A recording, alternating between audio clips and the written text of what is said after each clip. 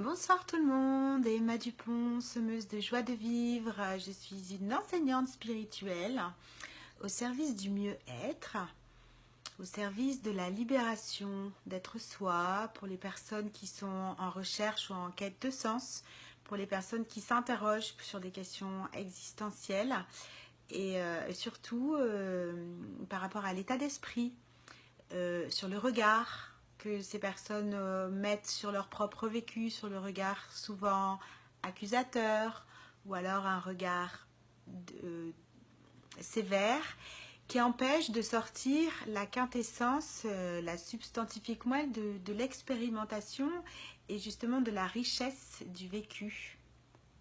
Voilà. Donc ça, c'est par rapport à qui je suis, en tout cas, surtout ce que j'offre dans ma pratique d'accompagnante, d'enseignante, de bien-être et de spiritualité, mais la spiritualité dans le côté état d'esprit et pas la spiritualité dans le côté religieux. Enfin, pour moi, la spiritualité n'est pas religieuse. Voilà. Je voulais vous faire une vidéo aujourd'hui pour ceux qui me suivent un petit peu et qui me connaissent de manière plus proche. J'ai cet été eu un accident dans la forêt qui a été assez complexe pour moi puisque j'ai fait une chute de plusieurs mètres, j'ai eu une commotion cérébrale, j'ai eu aussi pas mal de blessures physiques et comme je me sers aussi de mon physique pour travailler, donc c'était douloureux et complexe. Et suite à cette chute, je me suis réveillée en plein milieu de la nuit, il était 22h30 passé. Heureusement, mon téléphone portable fonctionnait encore et j'ai réussi. Et je pense que là, j'étais très fort guidée par des petits anges, des petites fées. J'ai réussi à ne pas paniquer et à avoir le réflexe de téléphoner aux pompiers qui sont venus me chercher. Et j'ai réussi à les guider pour leur dire exactement où je me trouvais parce que j'étais seule et il n'y avait pas forcément de repères. Voilà, bon. Ça, ce chapitre-là est terminé. Donc cet accident, c'était le 9 juillet, mais déjà au début d'année 2018, j'avais eu certaines intuitions, j'avais ressenti certaines intuitions, j'avais eu certains messages comme quoi, en fait, je sentais qu'à l'intérieur de moi, il fallait que je change ma vie, que je change ma manière de voir les choses, parce que c'est surtout ça qui m'intéresse, c'est que du coup, derrière, la vie change, en fait. Ma croyance, c'est qu'une fois que la manière de voir les choses a changé, voilà, que c'était le moment que je pousse la quête de sens personnel par rapport à qui je suis, ce que je fais, mon positionnement humain, ce que je donne au monde, comment j'arrive à l'améliorer, est-ce que je donne la totalité de mon potentiel, est-ce que j'ai libéré la totalité de l'amour que j'ai à l'intérieur de moi, ou est-ce que certaines blessures restent là, encore nourries par des pardons qui n'ont pas vraiment été digérés, par des moitiés de pardons, ou voilà, des choses comme ça. J'étais inspirée et très souvent, l'idée de m'alléger venait dans ma tête, mais vraiment très très souvent.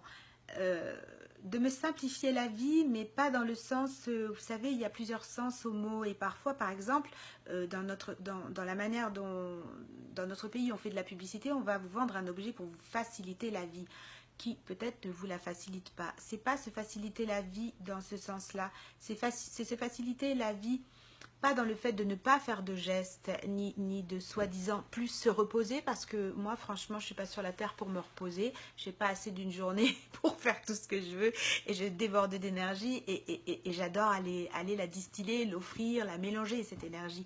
Je trouve ça fantastique. Mais me faciliter la vie dans le sens où je sentais que je traînais des lourdeurs, et en fait, me faciliter la vie dans le sens de me l'alléger. C'était un sentiment qui était très présent. Donc il est vrai que j'ai fait un travail énergétique très fort par rapport à des soins énergétiques collectifs depuis le début d'année 2017. J'ai beaucoup échangé avec des personnes différemment. Je me suis aussi beaucoup plus investie sur Internet, ce qui est une manière de travailler qui est complètement différente de quand vous travaillez comme ça avec le bouche à oreille. Une manière qui peut parfois paraître aussi très déshumanisée et que parfois je me suis pas perdue, mais je me suis pas trouvée en tout cas forcément à ma place, et c'est une place aussi que je continue à peaufiner. Voilà, m'alléger dans le sens où vraiment avoir cette envie d'être comme je suis, m'alléger dans ce sens-là, m'alléger dans le sens de pouvoir me libérer et d'être moi-même. Plus de comparaison, mais vraiment que de la collaboration, de la coopération, beaucoup moins mais même plus, parce que j'y pense, je pense sincèrement que nous pouvons vivre comme ça, de témoignages ou d'excuses par rapport au phénomène extérieur qui puissent justifier que notre joie n'est pas là, ou voilà, que l'extérieur puisse justifier de l'humeur en fait. Voilà, je sentais qu'il y avait quelque chose que je pouvais lâcher. Je sentais que j'étais aussi rentrée dans certaines routines depuis 10 ans presque, et que ces routines ne me correspondaient plus. Si vous voulez, comme un serpent, ou une envie de muter, de changer de peau, ou comme un papillon, comme une chrysalide, une envie encore une fois d'ouvrir, d'accepter un renouveau, de, de se réjouir de nouvelles choses, et de pouvoir mettre plus de pureté. Ne le prenez pas dans le sens où je me prends pour quelqu'un de pur, c'est pas ça, mais en tout cas à mon sens à moi de pureté, à mon sens à moi d'allègement, à mon sens à moi de... Voilà, parce que ça, ce sont des choses personnelles. Personne ne peut dire allège-toi. C'est un ressenti, et le ressenti, il est personnel. C'est pas quelqu'un qui peut dire Emma, tu ressens ça. Non, ça c'est une interprétation vue de l'extérieur. Il n'y a que moi qui puisse parler de mon ressenti, comme il n'y a que vous qui puissiez parler du vôtre. Donc voilà, je ressentais ça. Ensuite, aucune prière, mais ça je le dis souvent, aucune prière ne reste sans réponse. Donc j'ai prié, oui, j'ai fait des demandes à l'univers, j'ai continué à pousser grâce à tous mes outils de développement personnel, à ce que j'enseigne, à ce que j'utilise pour moi-même. J'ai prié de manière consciente à ce que ma vie change, et à ce que la vie m'envoie des circonstances en fait où je puisse réaliser tout ça et avoir ces nouvelles sensations et révéler cette nouvelle part de moi-même. Et très souvent, c'est d'ailleurs, vous l'entendez, vous pouvez le lire, très souvent, on vous dit aussi, fais attention à ce que tu demandes, parce que peut-être que la manière dont tu vas le recevoir, tu ne vas pas l'aimer. Et là, ça commence à devenir très intéressant. Et pourquoi je vous dis que ça devient très intéressant? Parce que donc je n'ai plus d'appartement. C'est un choix, si vous voulez. J'étais comme en face d'un Y, et soit j'abandonnais qui je suis, dans le sens que ce que je fais, ce que je peux, avec ce avec quoi je vis, là où je suis positionnée le mieux, c'est-à-dire tout ce qui est la partie de développement personnel, de liberté de soi et de bien-être, mais par rapport à de l'art-thérapie, grâce à la thérapie, danse, musique et chant. Ou alors, qui je suis par rapport à l'accompagnement, là complètement individuel, le plus de développement personnel, mais le bien-être au service de notre développement personnel, ou votre développement au service de votre bien-être.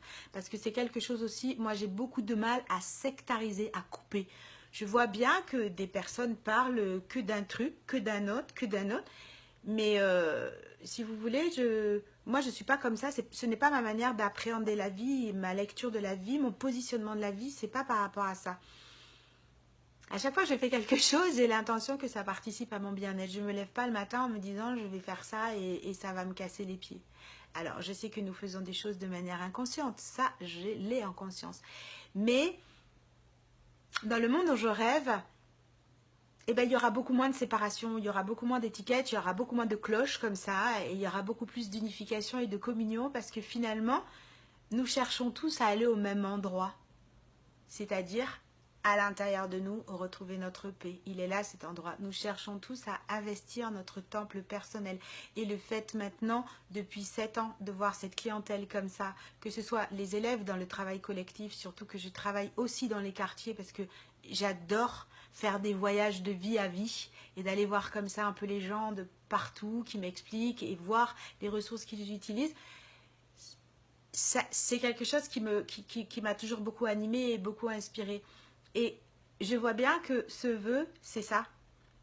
Et je vous le disais tout à l'heure, donc que ce soit par l'intermédiaire du collectif ou que ce soit par l'intermédiaire de l'individuel, les confidences qu'on peut me faire, le ressenti, la complicité que je peux avoir, parce que pour moi un travail d'accompagnement, c'est un travail aussi qui est complice. Parce que que quelqu'un nous fasse confiance pour nous livrer son monde intérieur, c'est juste magnifique. Ça fait circuler de l'amour. Pour moi, c'est de l'amour, c'est une manifestation de l'amour. Voilà. Et ça, eh ben, je vois bien qu'on a tous envie de se sentir bien, de se sentir révélé, de se sentir confiant, d'avoir une bonne estime de nous, de se sentir écouté. C'est pas qu'on a envie d'être aimé de tout le monde, mais de sentir que voilà, ça coule. C'est pas franchement trop dur, c'est pas non plus finger in the nose, c'est pas le truc. Il y a des défis, il y a des prises de conscience, il y a de la passion, il y a voilà cette envie, cette énergie qui passe, qui est renouvelée. C'est frais, c'est nourrissant, c'est léger. En même temps, parfois voilà, ça, on se reconcentre sur soi-même. C'est voilà, c'est la vie, c'est la nature en fait. Cette abondance, cette offrande, pour moi, la nature nous offre en permanence sa beauté, et en même temps, parfois l'hiver, ce besoin de ressources à l'intérieur pour aller reformer, faire l'alchimiste, prendre notre bout entre guillemets et en ressortir d'autres pépites et tout ça. Et c'est tout ça, en fait, si vous voulez, que j'ai envie et je m'offre le luxe, je peux m'offrir le luxe parce que le fait d'avoir choisi de ne plus avoir d'appartement, et c'est pas que j'ai choisi de dormir dans ma voiture non plus, mais je suis hébergée chez des amis. Et du coup, et ben voilà, je me redécouvre différemment, ça me stimule, ça me nourrit, ça m'inspire, ça me donne envie de faire des choses, ça révèle mon audace. Enfin voilà, c'est le chemin que la vie a décidé pour moi par rapport à ce que je lui ai demandé. Je lui ai dit que j'étais prête, je lui ai dit que je me sentais guérie. En tout cas, j'ai bien avancé sur les guérisons de mes blessures. Donc, notamment en plus, puisque moi j'étais abandonnée à la naissance. Donc, je lui ai dit que je voulais transformer. Maintenant, j'étais prête à révéler la quintessence. Et moi, à révéler qui j'étais, vraiment, à témoigner de ça. Et je lui ai dit que je voulais passer de ce syndrome d'abandon qui m'avait fait souffrir au fait de m'abandonner à la vie. Donc j'ai tout ouvert, j'en profite pour m'alléger, j'en profite pour m'observer, me regarder, être mon propre laboratoire et en même temps nourrir ma pratique. Donc c'était la vidéo que je voulais vous faire pour vous expliquer un peu plus comment je suis, qui je suis. Au niveau de ma manière de travailler, je ne travaille pas avec des techniques, des stratégies marketing qui sont très posées, très ciblées. Je ne dis pas que les gens qui le font, c'est mal. Ça, c'est pareil. Moi, je suis absolument pas pour dire lui, il fait mal, lui, elle fait mal et tout ça, c'est pas ça. Je le fais comment je le ressens et comment pour moi ça coule de source et je crois très fort à la puissance de l'énergie. Donc, bon, ça c'est au cas où j'aurai des commentaires, on peut me dire qu'on peut faire du marketing en même temps qu'il y a l'énergie, je sais qu'il y a le personal branding, etc. D'accord, bon, voilà. Ce sont des choses petit à petit sur lesquelles je m'améliore. Quand la vie me demande de travailler quelque chose avant ça, je travaille quelque chose avant ça et je continue à communiquer. J'aime beaucoup la spontanéité et j'aime beaucoup justement faire ces vidéos comme ça de prise de conscience très spontanée et pas forcément montée. Donc je sais que bon, de mettre un générique c'est mieux, mais bon voilà, pour l'instant j'en mets pas et en même temps, ben, je sais que toutes les personnes qui osent pas le faire, peut-être que le fait que moi j'arrive à le faire de manière naturelle, ça les libère. Voilà, c'est... Si vous voulez, j'ai un tempérament d'autodidacte. J'ai beaucoup cherché dans ma vie à aller apprendre certaines choses parce que, en fait, comment je fonctionne, j'ai un besoin de connaissance. Et je vais chercher ce besoin de connaissance. Je vais chercher la réponse pour nourrir ce besoin de connaissance. En général, je décroche mon téléphone, je rencontre des gens, je discute et ensuite il est vrai qu'au fur et à mesure du temps, parce que la pratique que j'ai dans ma vie depuis 2005, donc depuis 12 ans, et que je fais de manière très régulière, très assidue et très disciplinée, c'est la méditation. Donc plus je médite et plus je m'allège de mes troubles, plus je guéris mes blessures et plus en fait il y a un espace où j'ai le sentiment d'être des fois même piratée d'informations, je suis remplie de messages. C'est pas quelque chose que j'ai sciemment, stratégiquement travaillé, mais c'est quelque chose par contre que j'accepte à 100% et je trouve ça très sympa parce que voilà, la maman, je ne sais pas si vous m'avez déjà entendu le dire, je l'ai dit un jour dans une interview, je crois que c'est avec Christine Deloupi, un petit clin d'œil à toi Christine, pour moi notre mère c'est la terre, voilà, notre première mère c'est la terre, donc la vie en fait, pour moi c'est la maman, notre maman, et une maman ne peut pas vouloir de mal à ses enfants.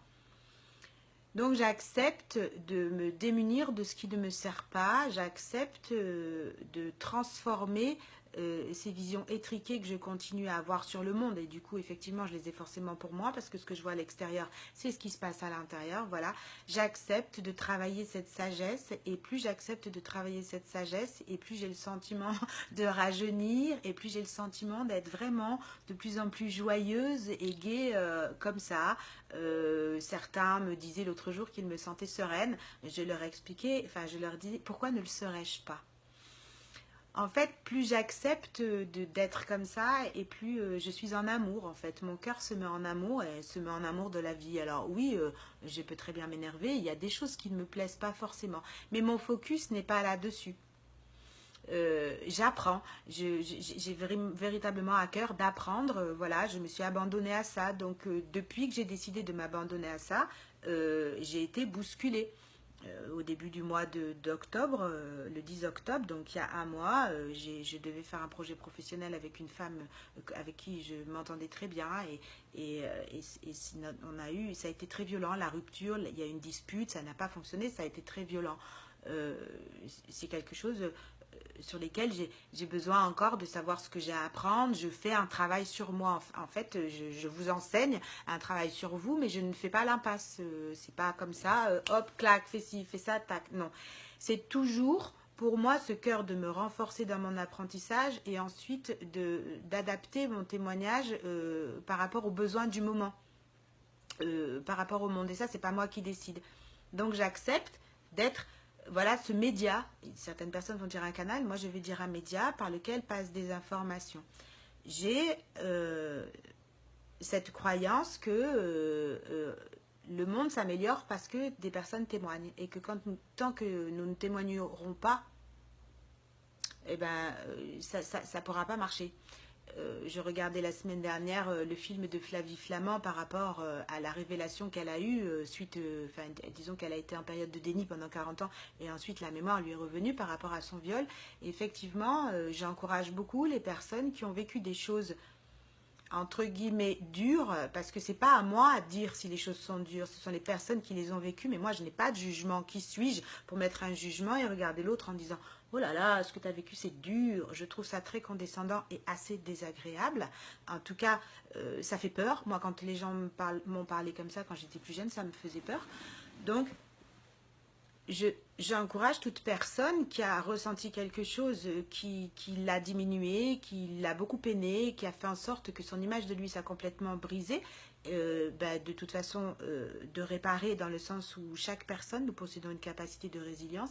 Et là aussi, c'est un positionnement de la vie parce que moi, j'ai expérimenté beaucoup de choses, j'ai expérimenté beaucoup de pertes, notamment pour une maman, la perte de la garde de mes enfants et de l'autorité parentale. Donc c'est assez waouh, quand vous prenez ça dans la figure, c'est bim comme ça. Et ensuite, bon ben voilà, j'ai progressé, voilà, j'ai rencontré les bonnes personnes, j'ai prié, j'ai râlé, j'ai pleuré, j'ai ri, et puis j'ai guéri et j'ai dépassé tout ça.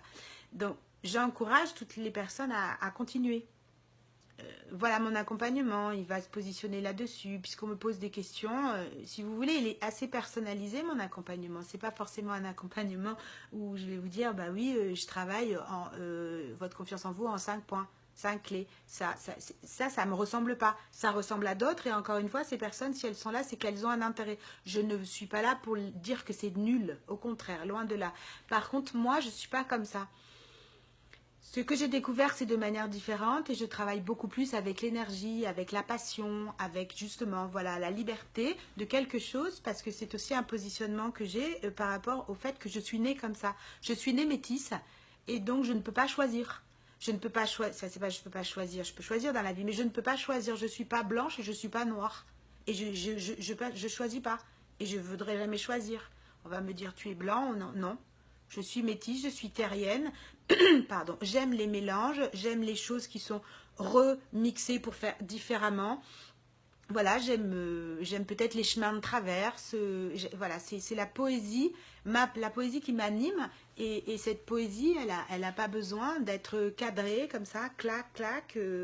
Non, il y a d'autres personnes. Moi, en tout cas, je vais attirer des personnes par rapport à ça. Je vais attirer, comme je disais dans une autre vidéo par rapport à la différence et l'unicité, je vais attirer des personnes qui sont en quête de lâcher leur originalité et qu'ils se sentent démunis par rapport à ça. Je vais pouvoir les entraîner et leur donner des clés. Donc voilà, je vous partageais ce soir le fait que dans mon originalité et le fait que j'adore m'amuser, parce que pour moi la vie c'est un jeu, et j'ai expérimenté et je jouais au fait d'être plus nomade, de ne plus avoir de maison et de m'alléger, de m'être un peu éparpillée pour pouvoir mieux me recentrer après, enfin voilà, ressortir différemment.